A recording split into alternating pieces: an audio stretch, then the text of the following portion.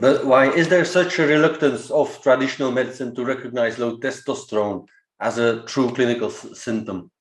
Again, it is that confirmation bias. Doctors, we spend a lot of times, to get our education. And then once you get into practice, you tend to kind of pigeonhole your view. You do one thing well. Even for primary care doctors, we need to be generalists, but you have so much to deal with. It's hard for you to update your medical knowledge, and you tend to resist what you've learned before. Confirmation bias is such a strong bias, and you see that a lot in our physicians and our colleagues because we've sacrificed a lot to be where we are. We studied a lot, so unfortunately, I see a lot of my friends who they don't know this, they don't understand this because really it's hard for them to take the time and familiarize themselves with the new studies. I go to conferences every year. I go to all the biohacking conferences, not only again as a clinician, physician myself, but even as a biohacker myself.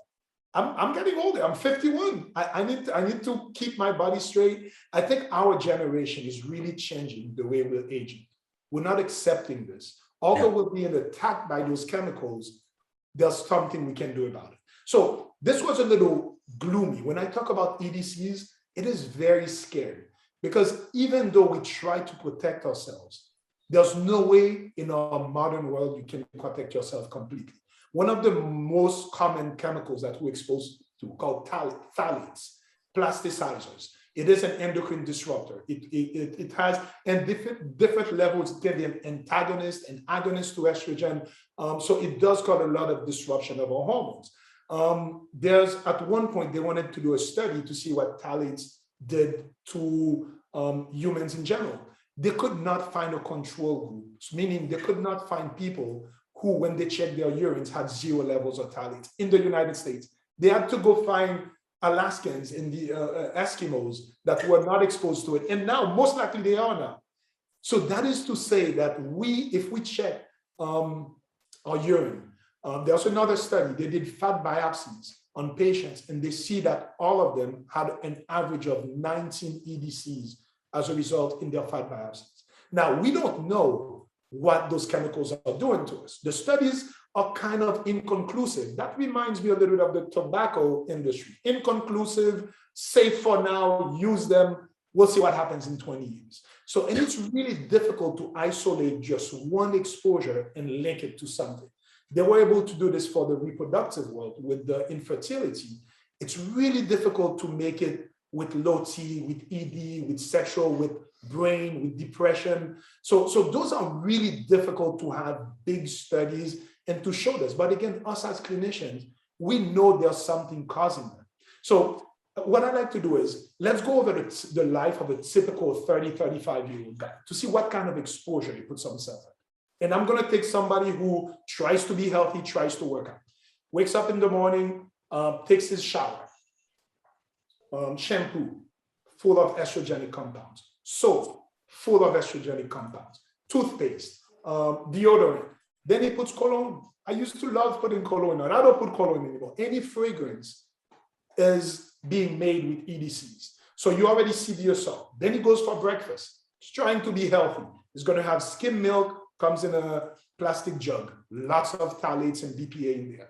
He has maybe some cereal. Even he tries to do some good cereals, processed foods. Then he goes in his car.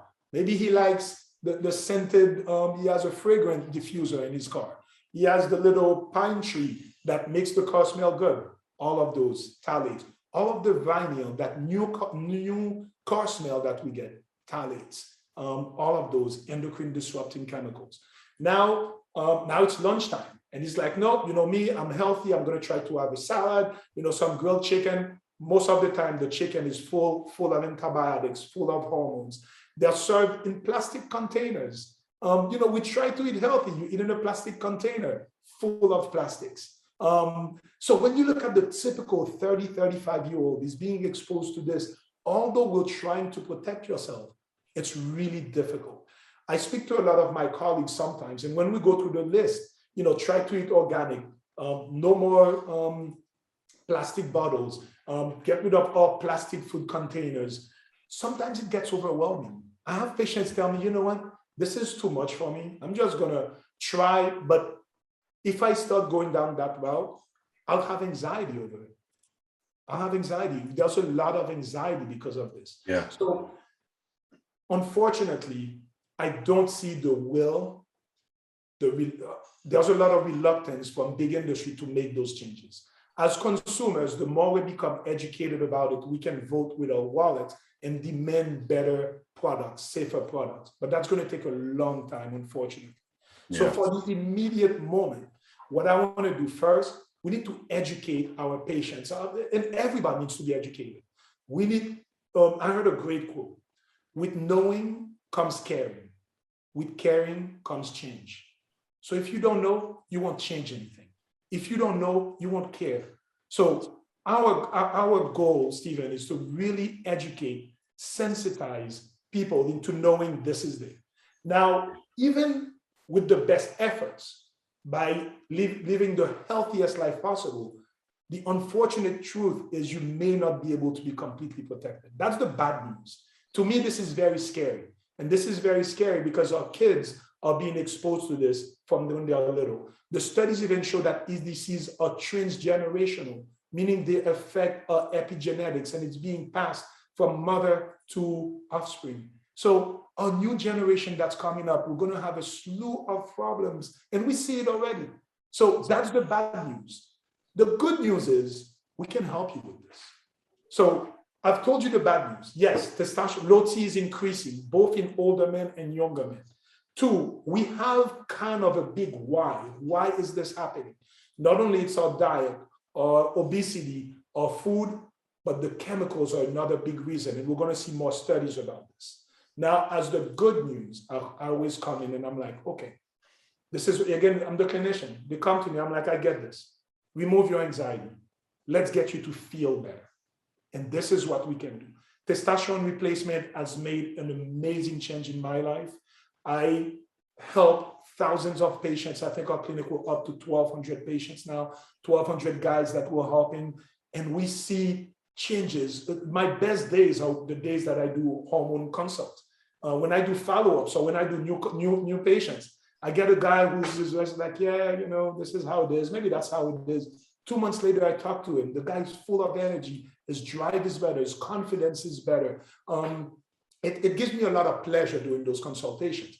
But I tell all my patients, testosterone is not a panacea. It's not a solve-all issue. You can't just take testosterone and think that's going to change all your health. I'm very big on this. Again, I'm coming from the weight loss world, the nutrition world. And if you just do testosterone, you don't change your lifestyle, you may still get some results, but you will not get the optimized result that I look at.